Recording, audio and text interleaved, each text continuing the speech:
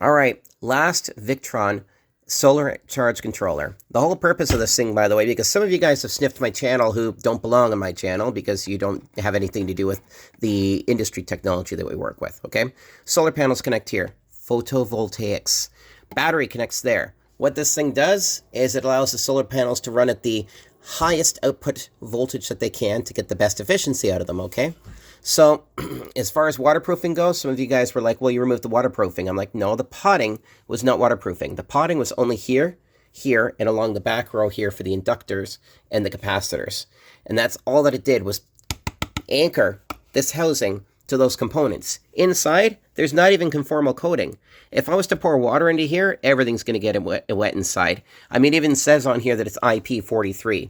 This is basically only good for a clean environment or a slightly dusty environment. So we've used hot glue now to seal these in using a proper 100-watt hot glue gun. It gets up to about 220 degrees Celsius. So that basically created a gasket, which is holding these guys in place. The inductors are soldered back into the board, and because there's so much surface area and contact with the inductors, they're extremely secure as it is. This just anchors them to the housing in a way that we can peel this out later and seals it so that it's dust-proof, basically. We don't need it to look pretty. I mean, I used a hot glue gun. That's about as nice as we can get it in an industrial setting. Yeah, so I mean, like, she's basically back to being sealed the way that she should be, to be mounted on the wall. These guys here are anchored in a way that is stable and stationary, and this unit's not going to get hot enough that this hot glue is going to melt. If it does, there's something wrong. There really is, because though this does have a massive chunky heat sink, and this is the housing for it, I mean, the heat is directed to the back, and if the cabinet that this is installed in is properly cooled, then this will never get to the temperature to actually melt this hot glue off. I want to pick up the hot glue.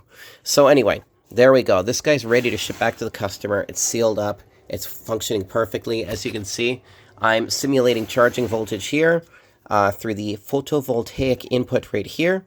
And we've got the battery bank connected here, the 48-volt battery bank. There's my test bank sitting there. You've got your relay connector for like a generator or whatever. And then you've got your remote control for this thing to enable or disable. CAN bus.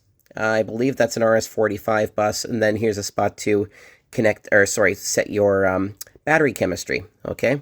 So no, this was never waterproof to begin with. No, it is not a waterproof unit. It's only IP43. If you were to shoot water in here, the circuit board's getting wet. It's just sealed up well enough to keep dust out. This is not a marine device, okay? So there you go, guys. Last video on the Victron solar charge controller.